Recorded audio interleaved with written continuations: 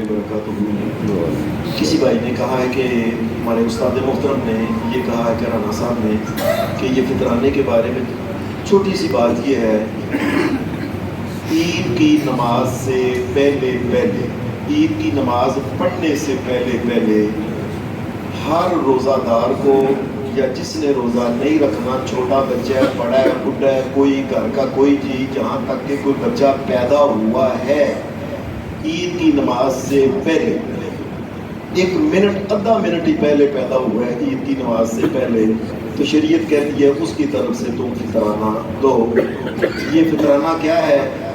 सादा सी बात है कि गंदम, जौ, खजूर, पनीर और 5वीं किशमिश, ये 2 किलो 100 ग्राम एक बंदे की तरफ से है। 2 किलो 100 ग्राम गंदम, जौ, खजूर, पनीर और आखिर में मेवे किशमिश जो की है, ये हर जी की तरफ से आप ये आज भी दे सकते हैं, कल भी दे सकते हैं, ईद की नमाज पढ़ने से पहले आप दे सकते हैं।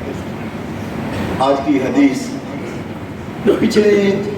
पिछले कुछ दिनों से मैं आपकी खिदमत में ये बार बार गुजारिश कर रहा हूँ, लोगों मैं बार बार गुजारिश कर रहा हूँ कि कुरान मजीद का तर्जमा शुरू करो। पढ़ नहीं सकते तो किसी से कहो कि वो पढ़ के सुना दे कि अल्लाह के कलाम में क्या लिखा है, अल्लाह पाक क्या कहना चाहता है। याद रखना, इसके वरना पता है क्या है, इसकी पुछ बड़ी सख्त है। मिसाल के तौर पे कुरान मजीद ये कहता है, वमन यशअ अन ज़िक्रिर्रहमान नुक़य्यिज़ लहू शैतानन फहुव लहू करीन।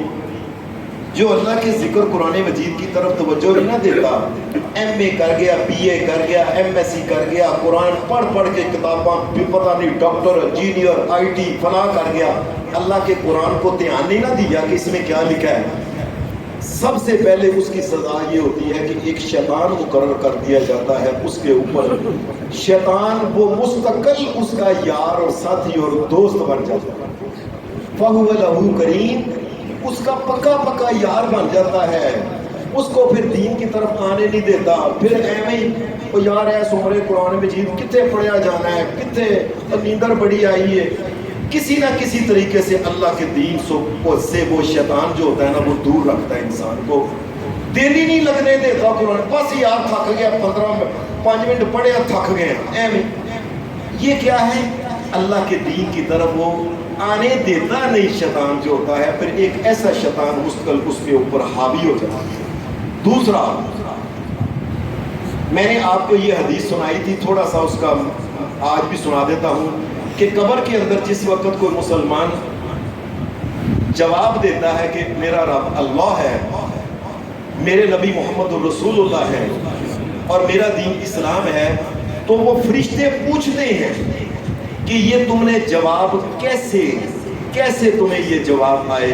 तो वो कहता है, करा तो किताब अल्लाह, मैं अल्लाह ताला की किताब कुरान मजीद पढ़ा करता था, उसमें ये लिखे हुए हैं तीनों जवाब, ये कुरान के अंदर है। अब जिसने कुरान ही नहीं पढ़ा वो जवाब क्या देगा? अल्लाह माफ करे। और ये तीनों जवाब कुरान मजीद के मसलन है कि मेरा रब अल्लाह है, ये सूरह आले इमरान में नहीं अल्लाह ने कहा वइन्नल्लाह रब्बी व रब्बुकुम फअबुदूहु हाज़ा सिरातुम मुस्तकीम, मेरा और तुम्हारा रब अल्लाह है। फरिश्तों, मेरा भी रब अल्लाह है और फरिश्तों मुनकर नकीरो तुम्हारा रब भी अल्लाह है। दूसरे सवाल का जवाब कि नबी कौन है, ये तो कुरान मजीद में 4 दफ़ा रसूलुल्लाह सल्लल्लाहु अलैहि वसल्लम का नाम मोहम्मद 4 दफ़ा आता है कुरान मजीद में, याद रखना 4 दफ़ा, और 1 दफ़ा आता है अहमद। मिसाल के तौर पे सूरह आले इमरान में आता है वमा मुहम्मदुन इल्ला रसूल कद खलत मिन क़ब्लिहि रुसूल, सूरह आले इमरान में। फिर आगे जाके सूरह अहज़ाब के अंदर मा काना मुहम्मदुन अबा अहदिम मिन रिजालिकुम वलाकिन रसूलुल्लाहि व खातमन नबिय्यीन, ये दूसरी दफ़ा। फिर सूरह मोहम्मद के अंदर आता है वल्लज़ीना आमनू व अमिलुस्सालिहाति व आमनू बिमा नुज़्ज़िला अला मुहम्मद, 3 दफ़ा। और 4थी दफ़ा फिर आगे सूरह फतह में आता है मुहम्मदुर रसूलुल्लाह والذین معه اشداء علی الکفار رحماء بینہم تراہم رکعا سجدا یبتغون فضلا من اللہ ورضوانا سیماہم فی وجوہہم من اثر السجود ذالک مثلہم فی التوراۃ ومثلہم فی الانجیل کذالک اخرج شطأہ فآزرہ فاستغلظ فاستوى علی سوقہ یعجب الضراء لیغیظ بهم الکفار وعد اللہ الذین آمنوا وعملوا الصالحات منهم مغفرۃ واجرا عظیما۔ جو میرے محمد رسول اللہ کو نبی آخری مان کے ان کے پیچھے لگ کے زندگی گزار دی، ان کے ساتھ ہمارا وعدہ ہے کہ دنیا اور آخرت اور قبر میں اس کو ہم کامیابی عطا کریں گے۔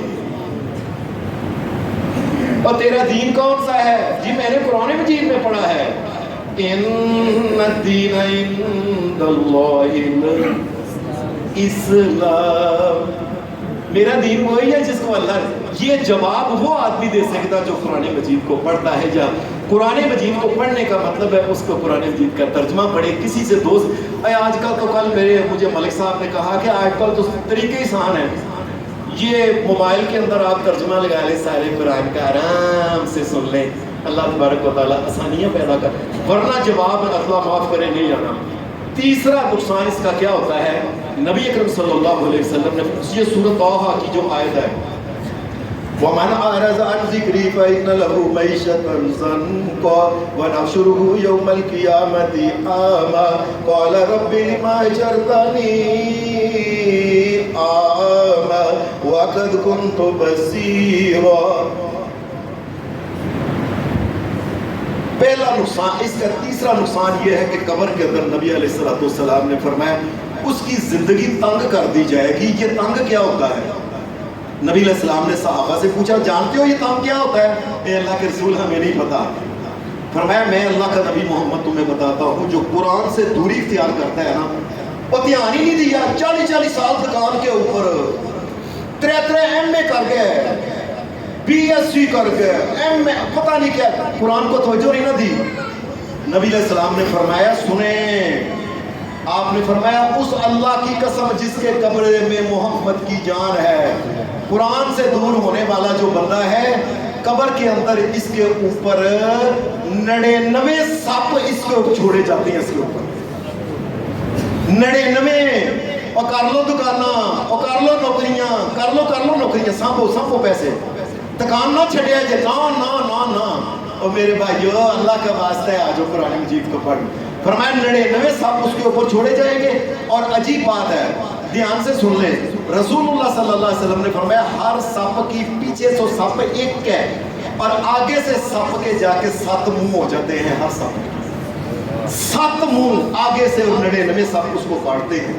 وَنَحْشُرُهُ يَوْمَ الْقِيَامَةِ أَعْمَىٰ، چوتھا نقصان یہ ہوتا ہے کہ قیامت کے دن جب یہ اٹھے گا اس کی دونوں آنکھیں نہیں ہوگی، یہ انا ہو کے قیامت کے دن اٹھے گا۔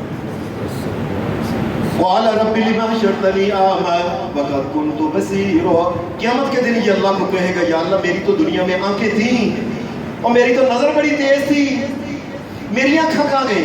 اس کو کہا جائے گا کہ یہ کذالک اتتک آیاتنا فنسیتها وکذالک اليوم تنسی، دنیا میں تجھے ساری دنیا نظر آتی تھی، سوئی بھی نظر آتی تھی تجھے، میرا قرآن تجھے نظر نہیں آتا تھا، کبھی اس کو پڑھا نہیں، کبھی اس کو کھول کے دیکھا نہیں، اللہ کیا کہتا ہے ترجمہ دیکھا نہیں، اور قرآن مجید سے تم اندھے رہے ہو، آج قیامت کے دن بھی تم اندھے اٹھے رہو گے بس۔